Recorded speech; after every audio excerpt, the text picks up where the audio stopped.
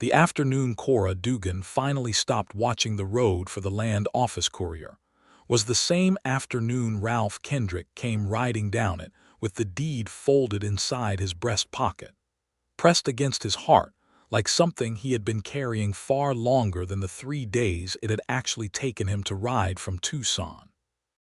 It was the autumn of 1883, and the Arizona Territory was the kind of place that either broke a person or forged them into something harder and more enduring than anything a city back east could ever produce. The land around the small ranch outside the town of Millhaven was red and ochre and gold, studded with mesquite and prickly pear, and it stretched in every direction under a sky so enormous and so blue that a person could stand in the middle of it and feel both completely insignificant and strangely, powerfully alive.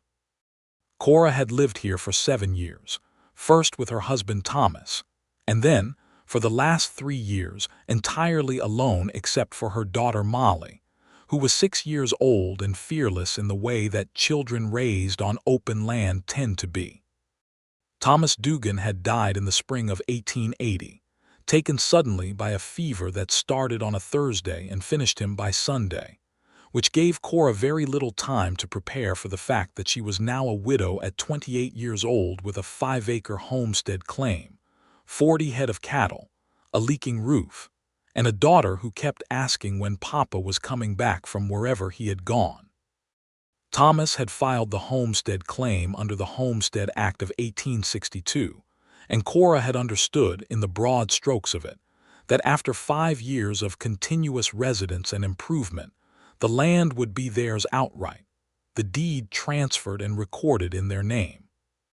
Thomas had died 3 years before that 5-year period was complete, which meant Cora had continued working the land herself, continuing the improvements, maintaining the residence, doing everything the law required of her in order to complete the claim and receive the deed that would make this land irrefutably hers. The 5 years had passed in the summer of 1882. Cora had ridden into Millhaven in July of that year, walked into the small wooden building that served as the land office, and spoken to a man named Chester Prull, who had wide-set eyes and a habit of not quite looking at the person he was addressing, and who had taken down her information and told her that the deed would be processed and delivered within 60 days. 60 days had become 90. 90 had become 6 months. 6 months had become a year, and then 2 years, and now it had been over 3 years since the deed should have arrived. And in that time Cora had written 4 letters to the Territorial Land Office in Tucson, received 2 responses that said her claim was under review, and 1 response that said the matter was being handled, and nothing had been delivered to her door except 2 offers from a man named Harlan Good, who owned the adjoining 300 acres and who wanted very much to purchase Cora's 5 acres, because they sat directly between his water source and his main pasture. Harlan Good was not a bad man, exactly, but he was a persistent one, and he was a man who understood how to use the weight of uncertainty to his advantage. He had visited Cora twice in the last year, each time arriving with his hat in his hands and a reasonable expression on his face, and each time suggesting that without a deed in hand, her claim was precarious, that disputes over unfinalized homestead claims had a way of going badly for the claimant, that surely a woman alone managing all of this would find some relief in a fair price and the freedom to start fresh somewhere else. Cora had shown him the door both times with a courtesy that she did not particularly feel. She had planted a kitchen garden. She had repaired the fence line on the western edge of the property with her own hands. She had bartered labor with her nearest neighbor, a Tejano family named the Garcias who ran a larger spread 2 miles north, trading her time helping with their cattle drives for Miguel Garcia's help patching her roof before the monsoon season. She had done everything a person could do to make a life out of this piece of ground, and she was not going to surrender it to Harlan Good or to the vagaries of a land office that had apparently forgotten she existed. But she was tired. That was the truth of it that she did not speak aloud. Not to Molly, not to Elena Garcia when they sat together on the Garcia porch after a long day's work and drank coffee and watched the sun go down. She was 31 years old, and she had been maintaining this ranch and this fight and this hope for 3 years, and the tiredness had settled into her bones in a way that sleep did not entirely fix. She had stopped watching the road about 2 weeks before Ralph Kendrick rode down it. She was in the garden when she heard the hoofbeats, and she straightened up with a handful of dried bean pods in her fist and shaded her eyes with her forearm, squinting toward the road. The rider was coming from the direction of town, which was east, and he was coming at an easy lope that suggested he was not in any particular hurry, but was also not a man inclined to dawdle. He was on a gray horse, which Cora noticed because most of the riders who passed her place were on chestnuts or bays, and there was something about a gray horse that made a person look twice. Molly came tearing around the corner of the house at that moment, her dark hair coming loose from its braid and her boots untied, which was a chronic condition with Molly, and she skidded to a stop beside her mother and stared down the road with the unself-conscious curiosity of a child who had not yet learned to be cautious about strangers. "Is he coming here?" Molly asked. "I don't know yet," Cora said. "He was." The rider slowed the gray horse as he reached the gate in the low fence that marked the front of Cora's property, and he pulled up and looked toward the house, and then looked toward the garden. And when he saw Cora standing there with her bean pods and her wariness, he lifted his hat off his head in a gesture that managed to be both respectful and natural, not the practiced gallantry of a man performing manners, but the straightforward courtesy of someone who had been raised to greet a woman properly. "Afternoon," he said. "I'm looking for a Mrs. Cora Dugan. This her property?" "It is," Cora said, not moving yet from the garden. "Who's asking?" "My name is Ralph Kendrick. I ride for the land office out of Tucson. Or I did, up until about a week ago." He reached into the breast pocket of his coat with 2 fingers, carefully, the way a man handles something he does not want to damage, and withdrew a folded envelope. "I have something that belongs to you." Cora set down the bean pods. She walked to the fence gate with Molly at her heels, and she unlatched it without taking her eyes off the rider, and she looked at him as he dismounted and tied the gray horse to the post with a practiced half-hitch that she noticed in the automatic way that a rancher notices how strangers treat animals and ropes.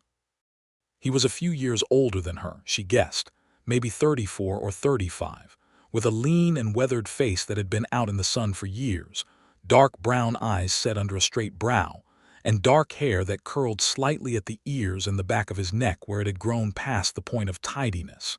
He was not a large man, but he was solid in the way that men who work with their bodies are solid, and he held himself without any particular showiness. He held the envelope out to her. "Your deed," he said, "for the homestead claim filed by Thomas Dugan in 1876, transferred to Cora Dugan upon his death, and completed in July of 1882. It should have been delivered to you in September of 1882.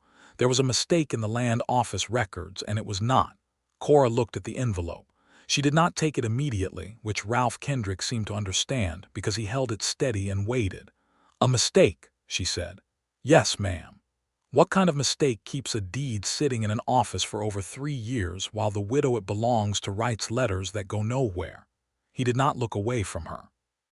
"The kind of mistake that involves a land agent named Chester Prohl receiving a consideration from a neighboring property owner to misfile your claim so that your 5-year improvement period would restart from a disputed date, which would have invalidated your completed claim and left the land open for purchase." The air between them went very still. Cora heard Molly shifting beside her, one boot scraping against the ground, and she put her hand on her daughter's shoulder without thinking about it.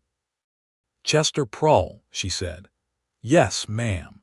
He accepted money from Harlan Good to misfile your claim paperwork and alter the date of completion in the office records. He has been removed from his position. The territorial office in Tucson has corrected the records. The deed is valid, properly dated, and fully recorded as of 4 days ago." He paused. "That is the mistake I said I fixed. It took me the better part of 6 months to find all of it and document it well enough that the office had no choice but to act." Molly pulled on Cora's sleeve. "Mama, take it."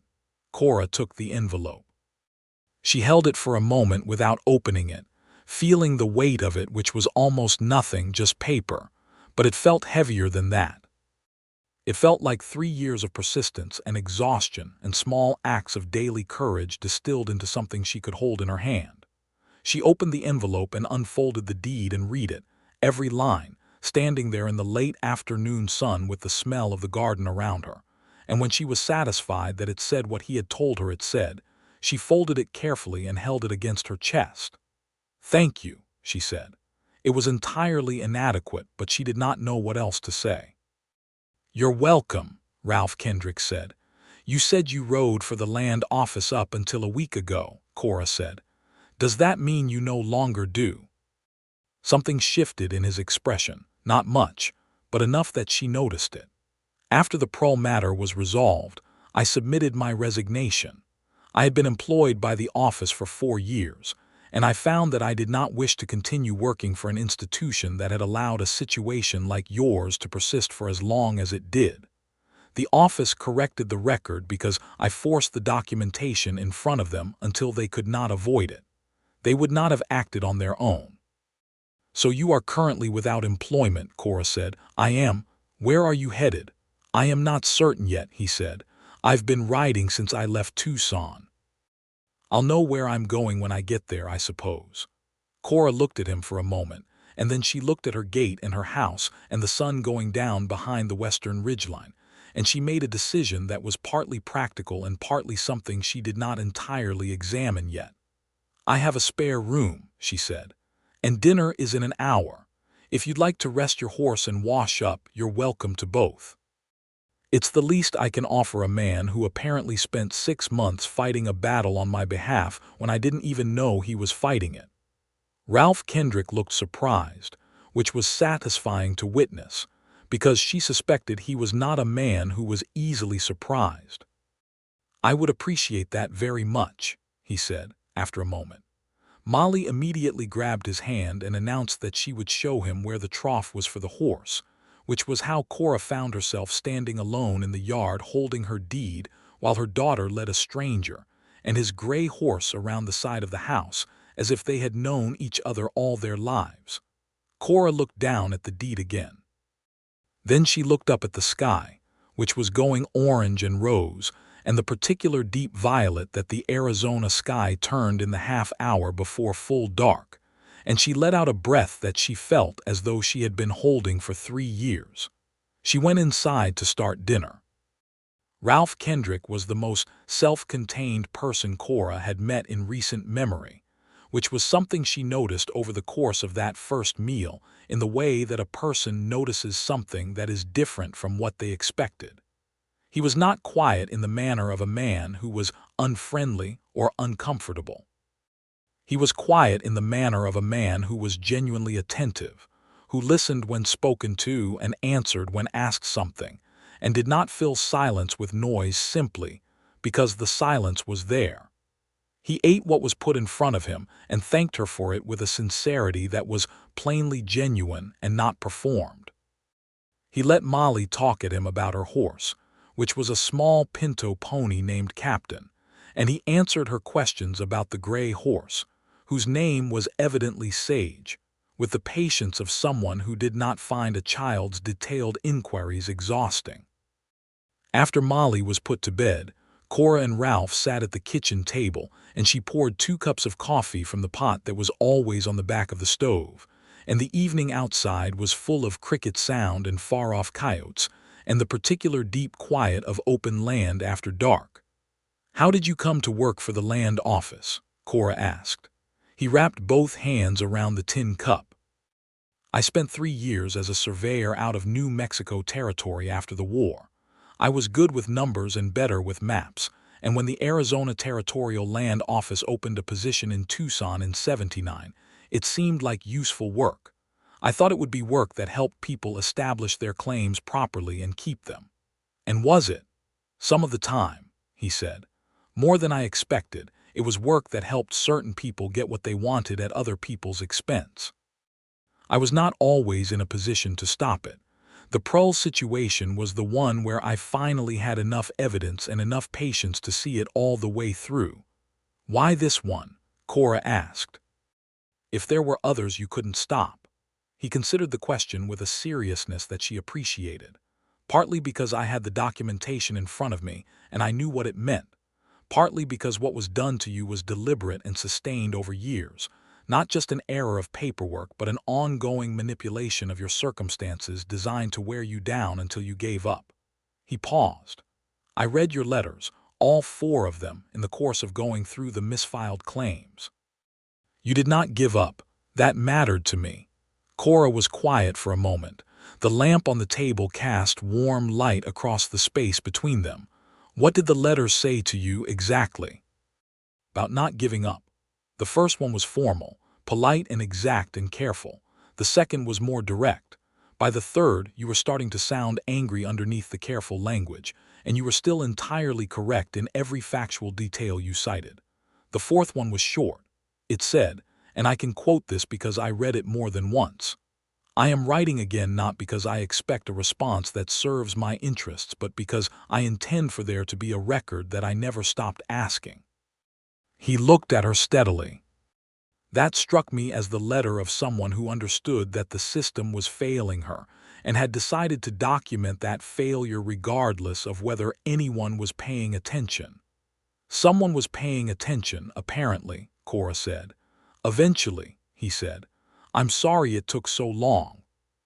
She looked at him across the table, this man she had not known existed this morning, who had spent 6 months of his life and apparently his employment fixing a wrong that had been done to her by people she had trusted, and she felt something that was complicated and warm and a little frightening in its unexpectedness.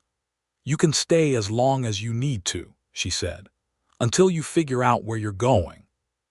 He looked at her with those dark eyes that she was already finding it difficult to look away from. That's a generous offer. It's a practical one, she said.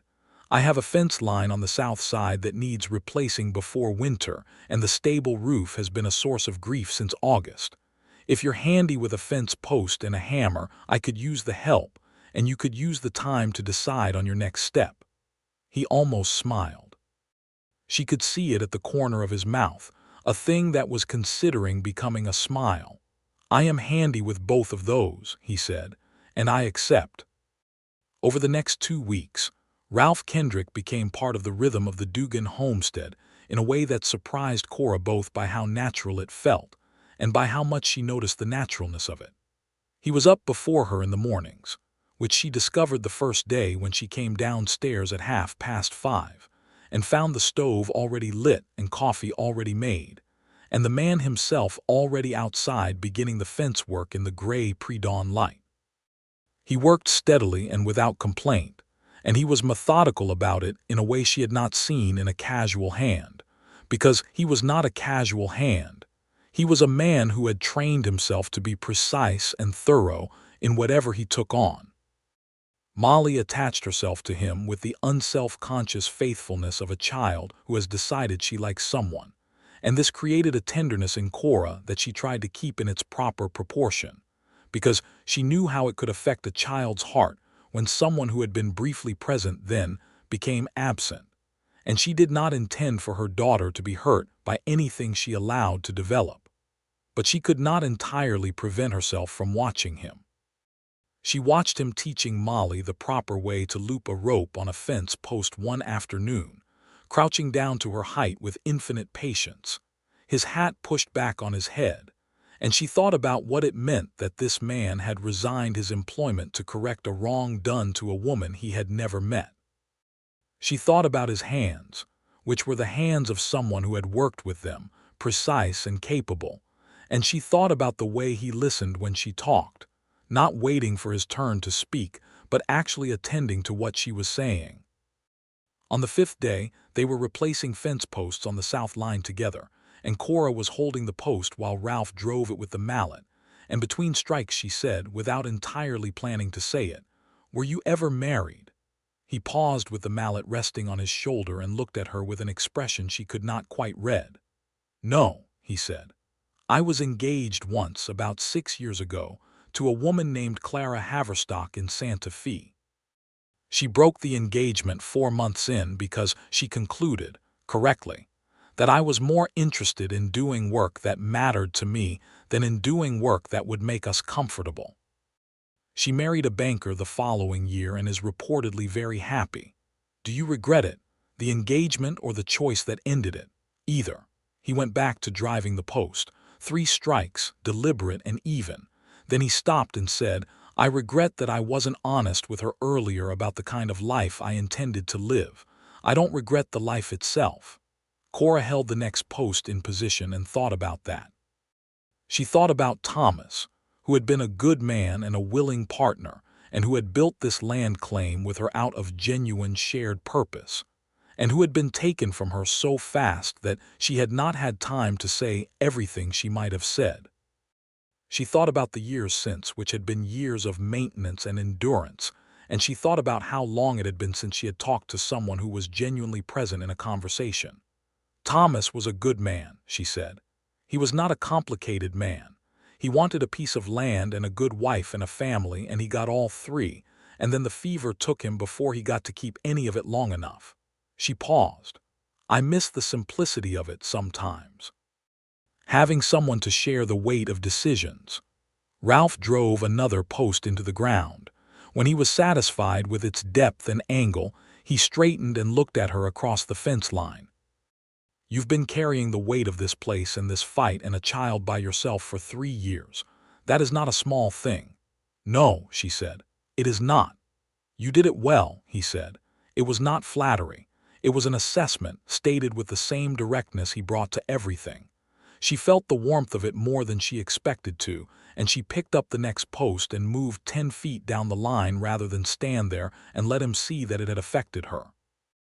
By the end of the 2nd week, the south fence was replaced and the stable roof was patched, and he had also, without being asked, rechinked the gap between 2 logs in the north wall of the house that had been letting in cold air, which Cora had been managing by stuffing a piece of old cloth into it and replacing it whenever the wind blew it out.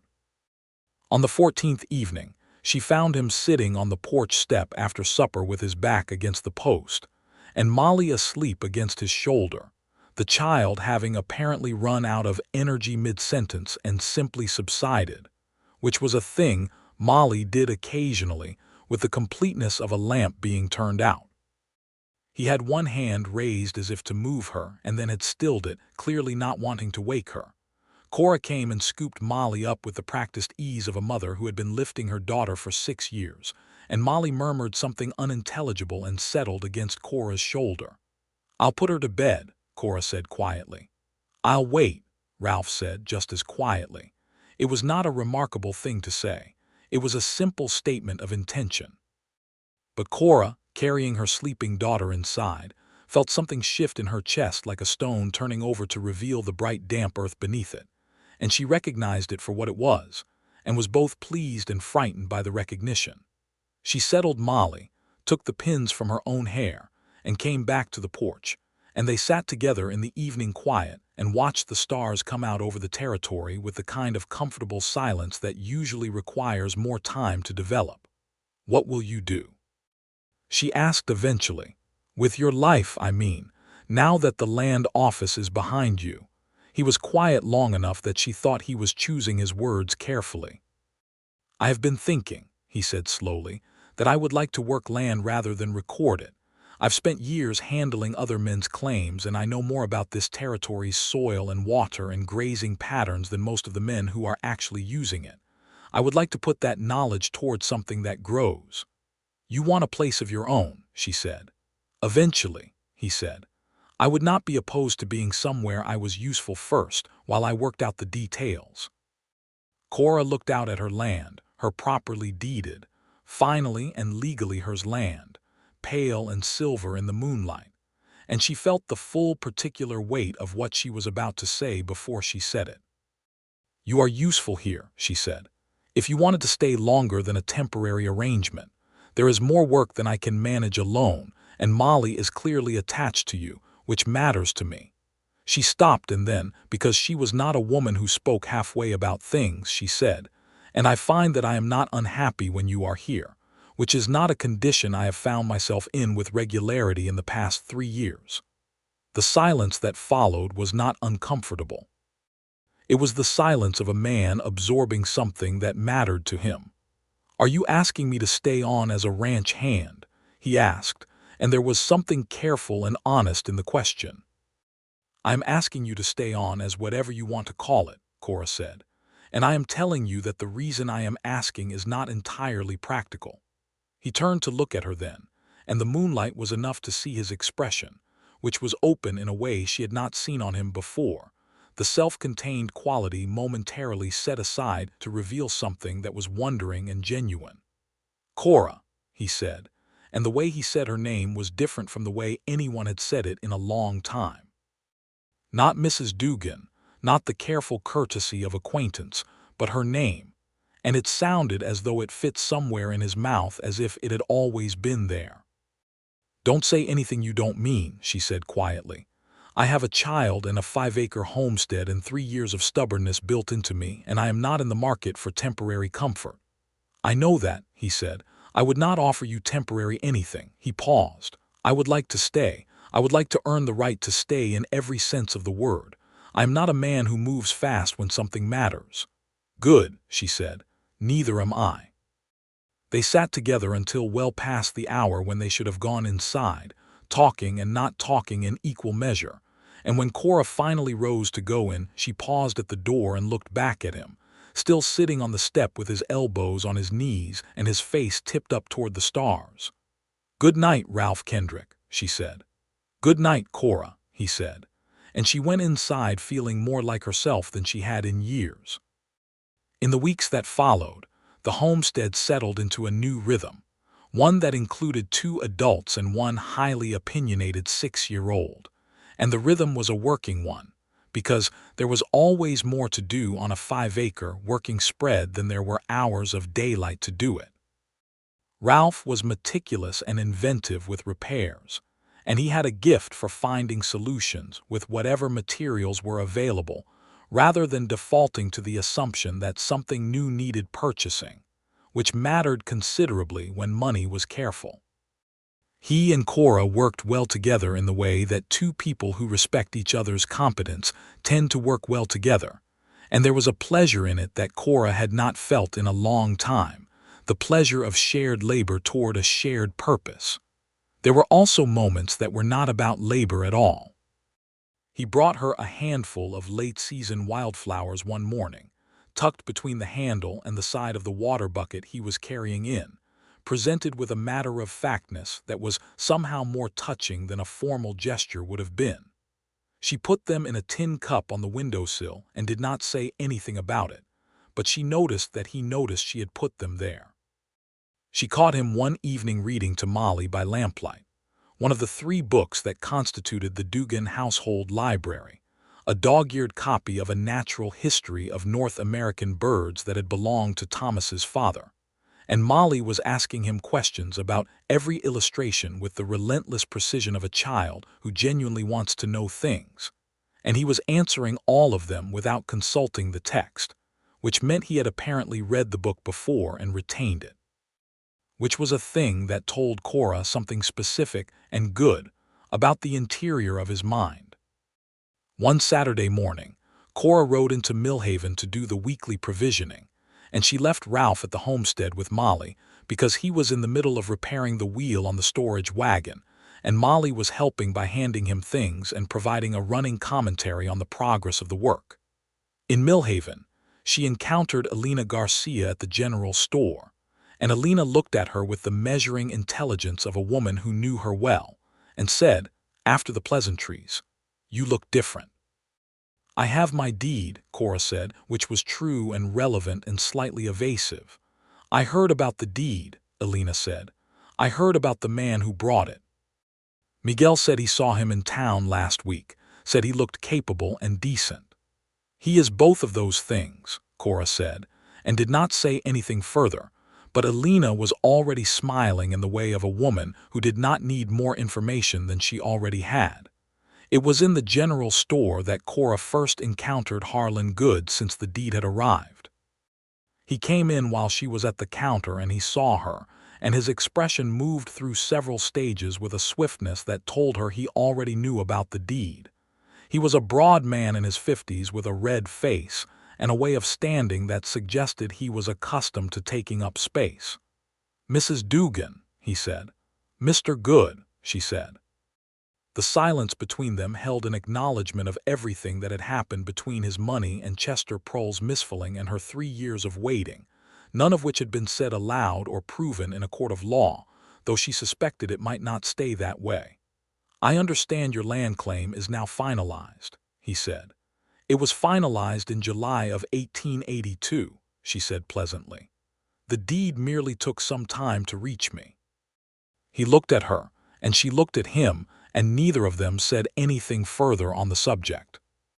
He bought his tobacco and left, and Cora completed her provisioning with a steadiness in her hands and a fire behind her eyes that she kept banked down to a warm, contained glow.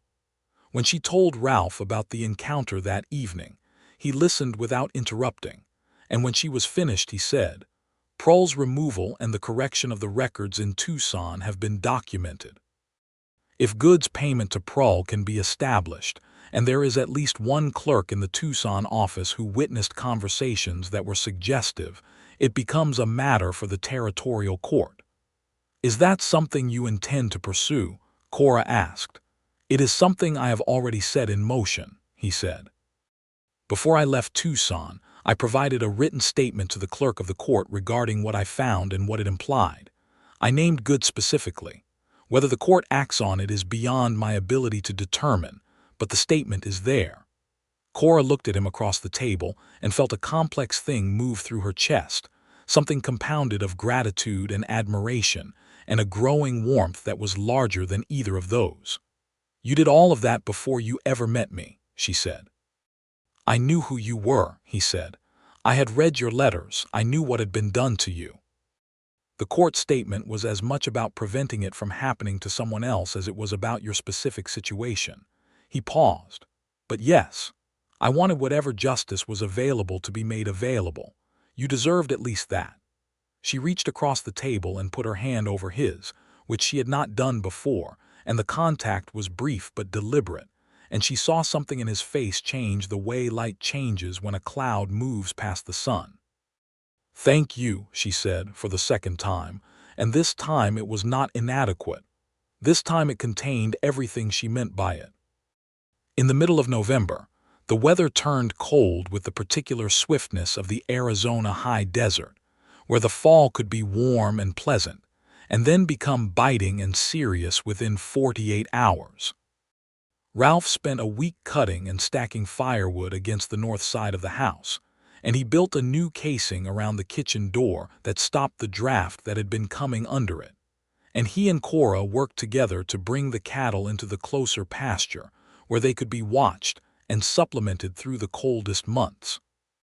One evening when Molly was in bed and the fire was going well and the wind outside was moving through the mesquite with a sound like rushing water, Cora sat at the table with the deed in front of her, not reading it, just looking at it, and Ralph came in from checking the horses and stood near the fire warming his hands and looked at her looking at it. "It still doesn't feel real," she said. "Even now. Is that strange?" "No," he said. "You spent 3 years believing it was real because it was real, and having the world behave as if it wasn't. That kind of thing takes time to resolve itself in the body even after the facts are settled." She looked at him. The firelight was warm and the room was the particular kind of close and quiet that a cold evening creates, and she had been feeling for the last several weeks the slow, patient approach of something that she recognized as significant. "Ralph," she said. "Yes," he said. "I want to ask you something directly and I want a direct answer." "That's always been my preference," he said. "What are you thinking about the future?" she asked. "Not in the abstract, about your future. Specifically, about whether it is going to intersect with mine." He came away from the fire and sat down in the chair across from her, and looked at her with the steady, direct quality that she had come to know was characteristic of him at his most honest, which was always. "I have been thinking about it since about the third day I was here," he said. "When I watched you manage a runaway steer in the north pasture by yourself with 2 ropes and considerably more nerve than most men I've ridden with, I thought, that is a woman I would like to know for the rest of my life." Cora felt the warmth of that spread from her chest outward. "Runaway steer as a romantic inflection point," she said. "That is perhaps more fitting for me than flowers would have been." "I did bring you flowers," he pointed out. "You did," she conceded. "They were appreciated." He reached across the table and took her hand properly this time, not the brief contact she had initiated but a deliberate and complete holding of her hand in both of his, and she looked down at their hands and then back up at his face. "I'm not going to ask you anything tonight," he said, "because I think the right time for asking and the right time for answering are both still a little way ahead of us. But I want you to know that I am here with intention, not convenience, not gratitude in either direction, intention." "I know that," she said softly. "I have known it for a while." "Then we are in agreement about where this is going," he said. "We are," she said. He held her hand for a few moments more and then he sat back, and the easy, natural quality of the evening returned, and they talked for another hour about the cattle and the upcoming season, and a book he had ordered from the general store in Millhaven, that was a survey of irrigation methods being used in California, which he thought might have application for their south pasture, and the pronoun there sat in the conversation with complete naturalness, as if it had been there all along. December brought the territorial court's response to Ralph's written statement, delivered to the Millhaven postmaster in the form of a letter addressed to Ralph Kendrick in care of the Dugan homestead, which meant that someone in the territorial office had noted that address, and Cora was not entirely sure how she felt about the administrative familiarity of that, though she found she minded it less than she might have expected. The letter indicated that the territorial court had opened a formal inquiry into the conduct of Chester Prawl and into evidence suggesting collusion with Harlan Good. Both men had been summoned to provide testimony in Tucson in February. The clerk who had witnessed the relevant conversations had provided a formal affidavit.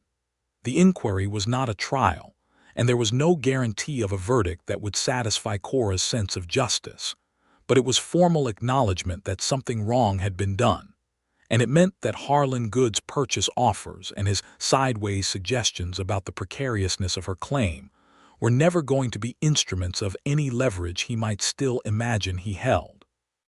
Ralph read the letter twice and then handed it to Cora, and she read it and set it on the table next to the deed, and the 2 documents sat there together in a way that felt like a small completed thing. "Will you have to go to Tucson?" she asked. "I may be called to testify," he said. "I would go if I was." "I know you would," she said. "I'm asking if you want to go." He considered this. "I would like to see it through properly. I started it. I would rather be present when it concludes." "Then we will plan for you to go to Tucson in February," she said, "if you're called." The we of that sentence was quiet and firm, and neither of them made a remark about it. But Cora saw the slight deepening of the expression around his eyes that she was learning was his equivalent of an open smile. Christmas on the Dugan homestead in 1883 was the best one Cora had experienced since before Thomas's illness. This was partly because of the practical reality of having a second pair of capable hands to do the things that the season required, and partly because of Molly, who had decided that Christmas was the most important occasion in the calendar, and who had been preparing for it with organizational thoroughness since the first week of December, and partly because of Ralph himself, who turned out to have an understanding of celebration that was not grand or performative, but was genuinely warm and present. The Garcias came for Christmas dinner, Miguel and Alina and their 3 children, and the house was full of noise and laughter in 2 languages, and the smell of coffee, and the tamales that Alina had brought, and the roast that Cora had been preparing since early morning. Miguel Garcia sat with Ralph at the end of the table after dinner and talked cattle with the focused pleasure of two men who genuinely respected the subject. And Alina sat with Cora at the other end and watched the children, including Molly, running in and out of the house with the door banging. And Alina put her arm around Cora's shoulders and leaned close. "He is a good man," Alina said quietly. "He is," Cora said. "A very good man," Alina said with emphasis, and Cora laughed, which felt full and real and completely unguarded in a way that she had not laughed in quite some time. After the Garcias left in the late evening, Molly fell into bed with her boots still on, which was something Cora decided to simply leave, and the house was quiet with the particular piece of a day that had been full of good things. Cora was washing the dishes at the basin and Ralph was drying them and setting them in the cupboard, and the domestic simplicity of it was something she felt with great clarity, the wholeness of it, the rightness of it. He set down the last cup and then he turned to her and said, "Cora, I have something to ask you." She set down the dish she was holding and turned around and looked at him. He was standing with his back against the edge of the counter, and his hands were quiet at his sides, and his expression was serious and open in equal measure. And she knew before he spoke what the question was going to be, and she felt ready for it in every possible way. "I know I said I wasn't going to ask anything until the time was right," he said, "and I have been giving time its proper due. But it is right. I know what I want and I believe I know what you want, and I would rather be the man who asked directly than the man who waited so long being careful that the moment passed." He paused. "I want to marry you, Cora Dugan. I want to make a life with you on this land and with Molly and any other children who might come, and I want to be the kind of man that is worthy of what you have built here and who you are. And I am asking you because I love you, which I know is a word that has weight and I don't use it lightly." Cora stood in the warm kitchen with the smell of the Christmas meal still in the air, and the firelight moving on the walls, and she looked at this man who had ridden down her road with her deed in his pocket, and a 6 months' worth of battles fought on her behalf, who had spent his evenings reading bird books with her daughter and his days building the homestead stronger and his nights sitting on the porch step with her talking about soil and stars, and the things that mattered. And she thought about what her life had been and what it was now and what it could become. "Yes," she said. It came out steady and clear and certain. "I love you too, Ralph, and yes." He crossed the kitchen in 2 steps and took her face in both his hands and kissed her. And it was the kind of kiss that is not tentative because neither person involved is tentative about it. And Cora put her hands against his chest and felt his heart going fast under his shirt. And when they finally separated, she was laughing a little because she was happy in a way that wanted expression. "We'll need to be practical about the arrangements," she said, which made him laugh too, and it was the first time she had heard him laugh fully, and it was a good sound, low and genuine. "We will," he agreed, "but not tonight." "No," she agreed, "not tonight." January was cold and working and full of small future-planning conversations about the practical arrangements she had mentioned. And by the time February arrived, and Ralph received his summons to testify before the territorial inquiry in Tucson, they had spoken to Reverend Hatch in Millhaven and set a date in April and told Molly, who had received the news with an expression of deep satisfaction, and then had asked immediately whether she could have a new dress for the occasion, which was such a quintessentially Molly response that Cora and Ralph had both laughed until Molly looked at them with dignified offense. Ralph rode to Tucson in the 2nd week of February, which was a journey of 3 days, and he was gone for a week in total. Cora managed the homestead with help from Miguel Garcia's eldest son, a sturdy 16-year-old named Pablo, who was already nearly as capable as his father. And she went about the daily work and found that the week felt longer than a week had felt to her in some time, which was a new development in the particular education of living with someone whose presence had become essential. He came back on a Thursday evening, and she heard Sage's hoofbeats on the road and came out to the gate, and Molly came out behind her, and the way he swung down from the horse and came to them with a tiredness in his body, but a brightness in his face told her before he spoke that things had gone well. "They found sufficient cause," he said. "Chester Prull has agreed to a formal censure and a period of disqualification from public office in exchange for his full testimony against Good. Good is facing a formal charge of fraud and interference with federal homestead claims. The trial is set for summer. He'll have lawyers," Cora said. "He will, and the evidence is solid. There's no guarantee of the outcome, but the record is clear and Prull's testimony is detailed." He paused. "Regardless of what happens at trial, your deed is ironclad. Nothing he does or doesn't do in the courtroom changes what is already recorded in Tucson." "I know that," she said. "I was thinking less about my own protection and more about the next woman who files a claim and runs into a Harlan Good." He looked at her with the particular warmth that she was coming to associate with the moments when he found her unexpected. "The public nature of the inquiry has already created some pressure in the territorial office for stricter oversight procedures. It won't solve everything, but it is a motion in the right direction." Molly had gotten her arms around his waist while they were talking, and he put his hand on the top of her head, and she looked up at him and said, "Did you bring anything?" "Molly," Cora said. "A book," he said to Molly, "about horses." "Captain will want to hear it," Molly said with complete seriousness, and took his hand to lead him toward the stable, which was apparently the first stop on the itinerary. Cora stood at the gate and watched them go, her daughter and the man who was going to be her husband in April, and she felt the evening air cold and clear against her face, and smelled the desert and the wood smoke and the coming dark. And she thought that this was what a life felt like when it was going in the right direction.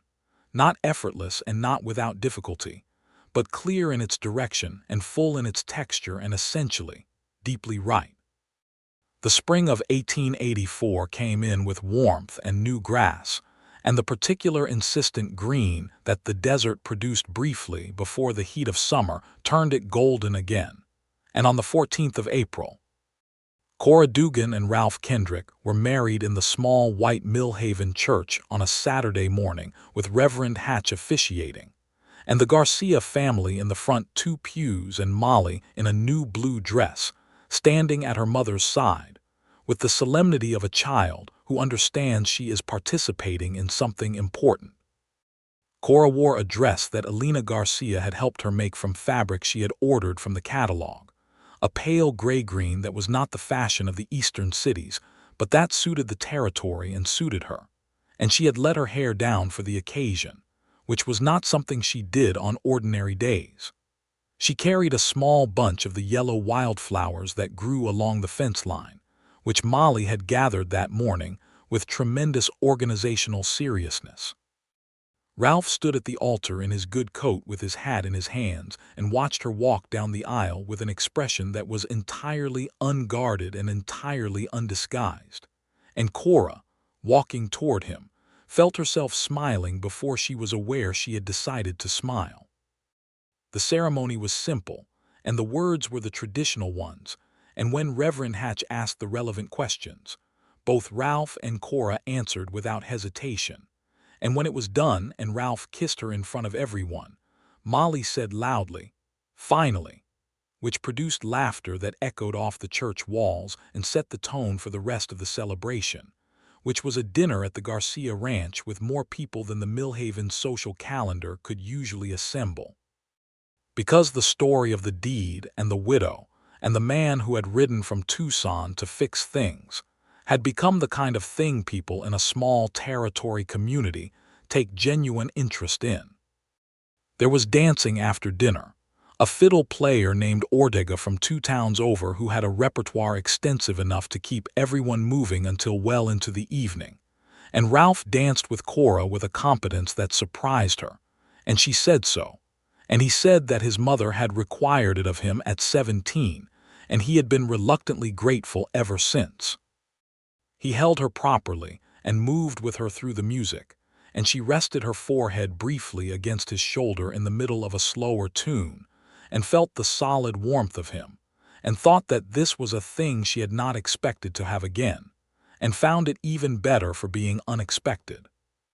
Molly danced with Pablo Garcia and with Alina's youngest, a round-faced boy of 4 named Tomás who had no sense of rhythm but considerable enthusiasm, and with Miguel Garcia himself, who spun her in circles until she shrieked with delight.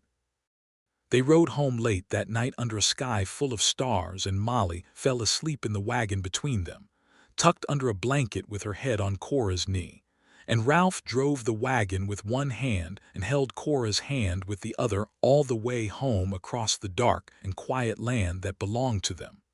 That summer was a full one. The homestead needed expansion to properly accommodate a family of 3 tending toward 4, and Ralph had been developing plans for it over the winter months. And in June, they broke ground on the addition to the main house that would give Molly her own proper room and add a second parlor and expand the kitchen, which had been functional for 1 adult and a small child, but was tight for more.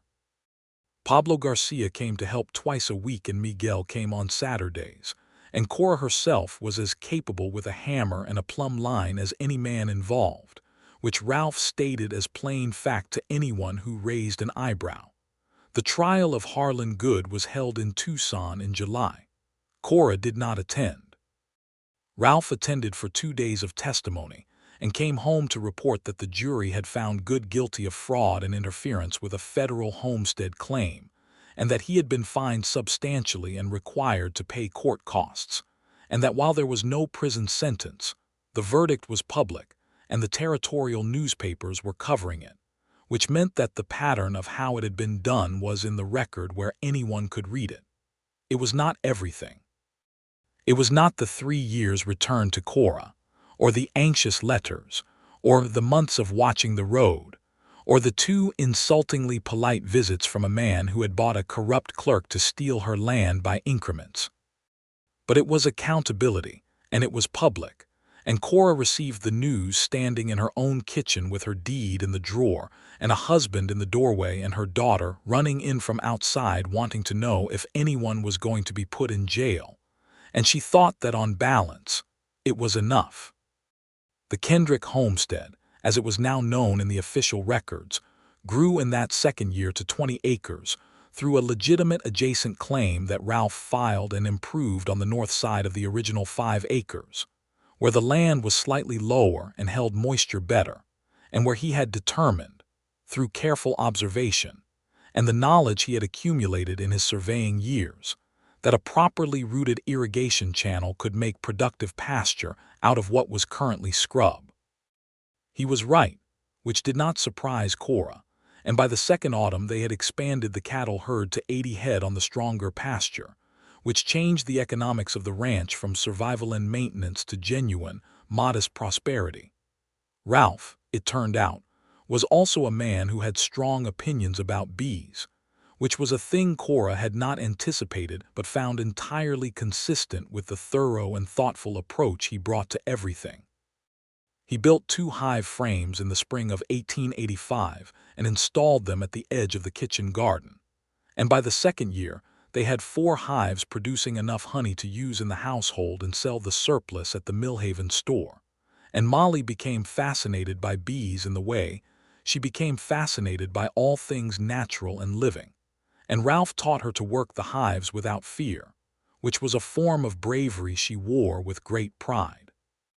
There was a morning in the late summer of 1885 when Cora was in the garden and Ralph came out of the house with his coffee and sat on the porch step and watched the morning, which was what he did when he was thinking something he was not quite ready to say yet, a habit she had learned to recognize and give room to.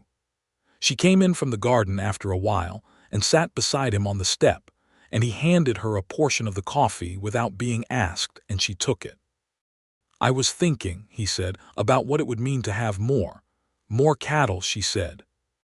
"More children," he said, and looked at her sideways with the direct and careful look that meant he was checking whether this was something he had read the situation correctly about. Cora set the coffee cup down on the step between them. She had been thinking about the same thing for several weeks in the quiet back part of her mind, where she kept the things she was not ready to say yet.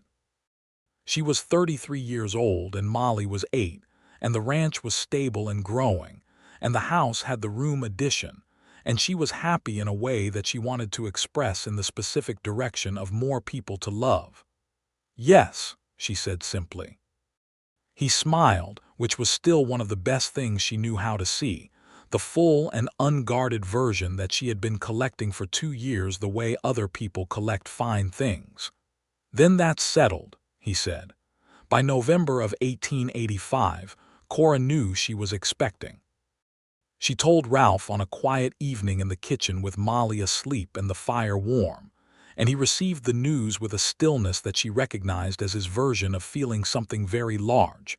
And then he stood up and came around the table and held her with a care that was different from ordinary tenderness, the specific care of a man who is aware of something precious and fragile in his hands. "Are you well?" he asked. "I am entirely well," she said. "I carried Molly in the summer in a tent while Thomas was building the first room of this house, and I was fine. I am capable of this."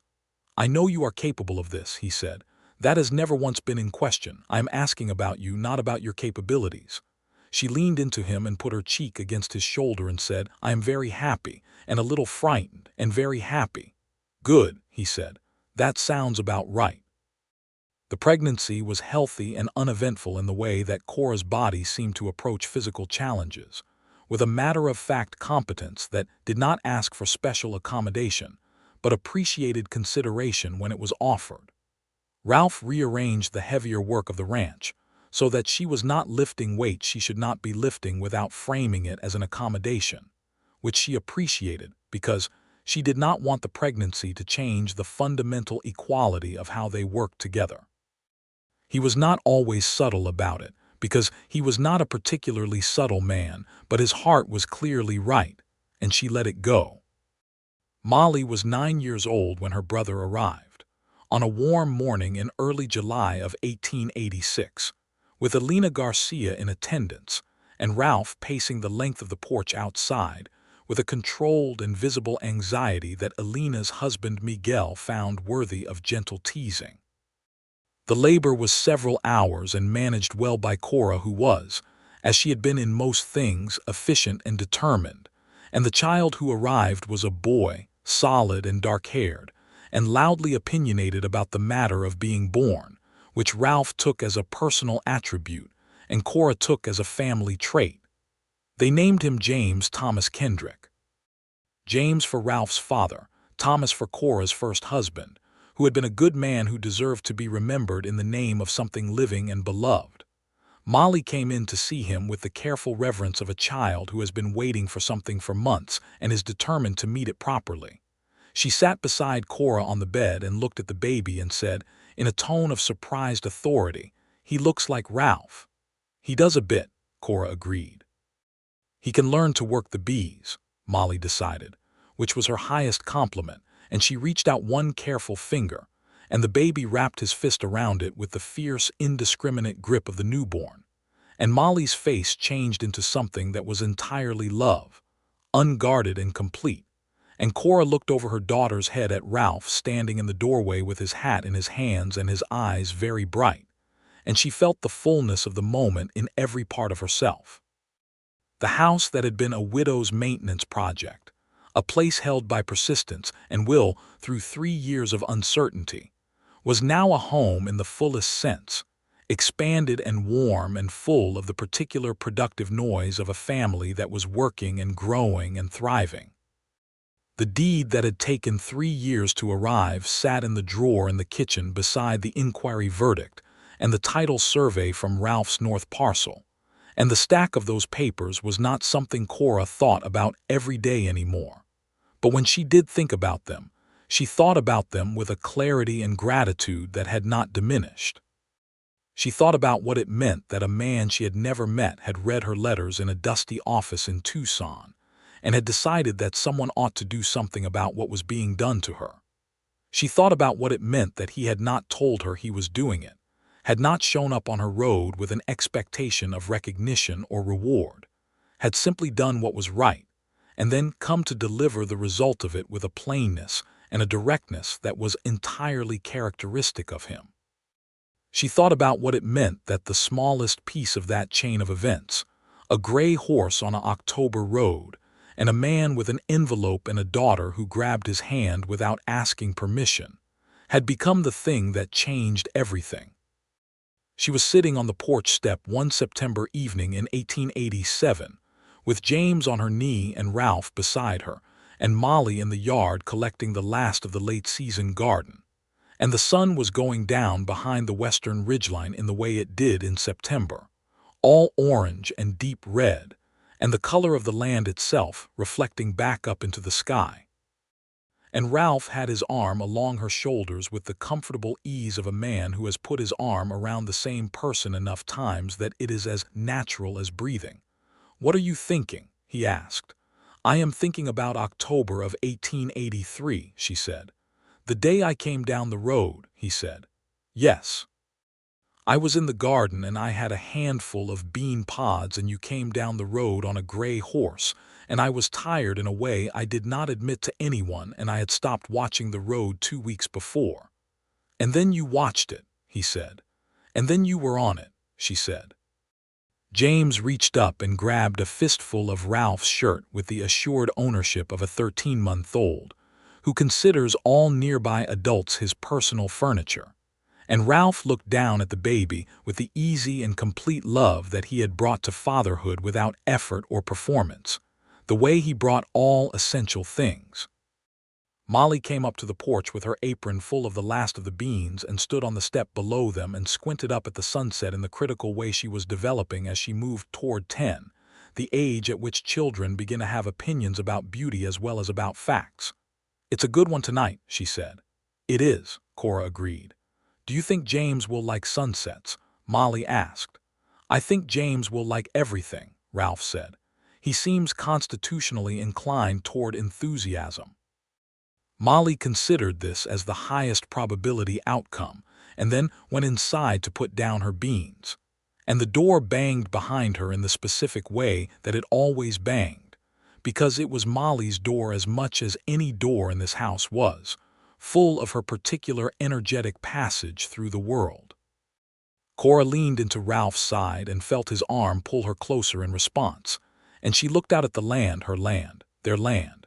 20 acres of red desert earth and mesquite and winter grass, and the beehives at the garden edge, and the cattle in the near pasture, and the gray horse Sage in the stable, and Captain the Pinto pony who was Molly's great companion, and the road running east toward Millhaven. And she thought that the deed in the drawer said this land was hers, and that was true. But what made it a home was not the document, was not even the legal and finally permanent resolution of the claim that had cost her 3 years of waiting and fighting, and refusing to give up. What made it a home was what happened after the deed arrived, which was a man who had fixed a mistake dismounting from a gray horse and introducing himself with a hat in his hand, and a daughter who grabbed that man's hand and showed him where to water his horse, and dinner at a table that became a table that 2 people shared, and a porch step in the dark with the stars coming out over the territory, and one honest question and one honest answer, and the gradual becoming of something that was larger and fuller and more enduring than anything a deed could convey. James said something in his particular pre-language vocabulary, a word that was not yet a word but that had all the conviction of one, and pointed at the sunset with one fat finger, and both Cora and Ralph looked at their son pointing at the burning sky, and Ralph said, with a quietness and a warmth that she felt all the way through her, "He's going to be exactly like his mother." "He has your stubbornness," Cora said. "He has your refusal to be moved when he's made up his mind," Ralph said. "That is the same thing," she said. "No, it isn't," he said pleasantly, and she laughed, and the sound of it went out into the evening air over the land that was theirs, and the sky went deeper and the stars came out, and inside the house the lamp in the kitchen window glowed warm and steady like a signal and a welcome and a promise that this was a place where people came home to. In the years that followed, the Kendrick homestead became one of the more established small ranches in the territory around Millhaven, known for the quality of its cattle and the intelligence of its land management, and the honey from the Garcia Kendrick joint apiary operation that Ralph and Alina had developed together, after recognizing that their two operations would both benefit from expansion and shared distribution. Ralph wrote two reports in 1888 and 1889 for the Territorial Agricultural Office, drawing on his surveying years and his practical ranch experience, about irrigation methods and soil conservation in the high desert, and these were circulated to other small homesteaders in the territory, and were the kind of contribution he found more satisfying than almost anything the land office had ever asked of him. Molly at 11 was sharp and serious and deeply interested in the world, and she and Ralph had established a reading practice of working through whatever books could be obtained from the Millhaven store or ordered from Tucson, and the bookshelf that Thomas's natural history volume had once occupied alone was now full, 2 shelves and part of a third, which was a thing that made Cora quietly and deeply glad. James at 2 was exactly what both his parents had predicted, enthusiastic and stubborn, and physically fearless. Climbing things, he should not be climbing and investigating things. He should not be investigating with a commitment that kept both Cora and Ralph in a state of relaxed but constant attention. There was a second baby coming by the end of 1889, and Cora discovered she was expecting in the October that marked 6 years from the October she had been in the garden with her bean pods when Ralph came down the road. She told him in the kitchen in the morning before Molly was up and before James had woken from his sleep, and he sat with it for a moment, and then he looked at her across the table and said, "Are we building another room?" "Probably," she said. "I'll draw up the plans," he said, and the straightforward practicality of it, combined with the warmth in his eyes that was entirely inconsistent with being merely practical, was so quintessentially Ralph that she reached across the table and took his face in both her hands and kissed him soundly. And he returned it with an enthusiasm that confirmed the warmth was not just warmth but joy, real and uncomplicated and freely given. The second child, born in the early summer of 1890, was a girl. They named her Rose Elena Kendrick, for the rose that had been blooming on the east fence that June morning, and for Elena Garcia, who had come again to help bring her into the world with the competence and the love of a woman who had attended enough births to be unrattled by any of the proceedings, but who still held the thing as sacred. Molly, who was 13 and already formidably herself, looked at her sister with a seriousness that transformed gradually and visibly into tenderness, and said, "She is going to be wild," in a tone that indicated this was the highest possible praise. "Like her sister," Ralph said. Molly considered this and accepted it as accurate. James, who was nearly 4, was interested in the baby for approximately 10 minutes and then went back to his horses, which was entirely consistent. The deed, the piece of paper that had launched all of it, the beginning of a chain of circumstances that had led to this house and this family and this full and rooted life, was still in the kitchen drawer. It was beginning to yellow slightly at the edges, as paper does, and the ink of the territorial clerk's hand was still clear and dark and legible. Cora took it out sometimes, not often, but on the occasional evening when the house was settled and the children were in bed, and the lamp was on and Ralph was at the table with his plans or his reports, she would open the drawer and look at it for a moment, and it was not a talisman exactly, not a lucky object, but it was a document that carried the weight of everything that had happened, everything she had held to when she could have let go, and it mattered to her to know it was there. Ralph looked up from his work one such evening and saw her holding it, and he did not say anything for a moment, and then he said, "What does it feel like?" "Like evidence," she said. "That the right things can happen, sometimes very slowly and with considerable inconvenience and a great deal of effort, but that they can happen." He set down his pen and looked at her across the table with the steady and loving attention that she had been the recipient of for 7 years and that still, consistently, moved something in her chest. "You never gave up," he said. Someone was paying attention, she said, which was the thing she had said to him in the very early days, and he heard the reference and the warmth in it, and something in his expression deepened. "I was paying attention," he said. "I have been paying attention since October of 1883, and I intend to continue for the foreseeable future." "The foreseeable future," she said. "That covers a great deal of time." "I am an optimistic man," he said, "and I have significant evidence to support the optimism." She put the deed back in the drawer and came around to his side of the table and sat in the chair beside him rather than across from him, which was a thing she did when the evening felt like closeness rather than conversation. And he put his arm around her, and she leaned her head against his shoulder. And the lamp burned warm, and the desert outside was quiet under the enormous sky that had been there before any of them and would be there after, indifferent and beautiful and vast. And the house held them all. Ralph and Cora and Molly and James and new little Rose held them in the way that a house built and maintained with love and labor and stubbornness and partnership holds the people who made it what it is. Outside, the stars over the Arizona territory were the same stars that had always been there, the same stars Cora had looked up at on the hard nights when she was alone and tired and uncertain, the same stars that had been there when a gray horse came down the road with something she needed. They were the same stars that would be there for her children and her children's children, over this land that had been fought for and recorded and kept. The deed in the drawer was the beginning of the story. What was in the house when the drawer was closed was the story itself, living and full and completely, irreversibly, beautifully real.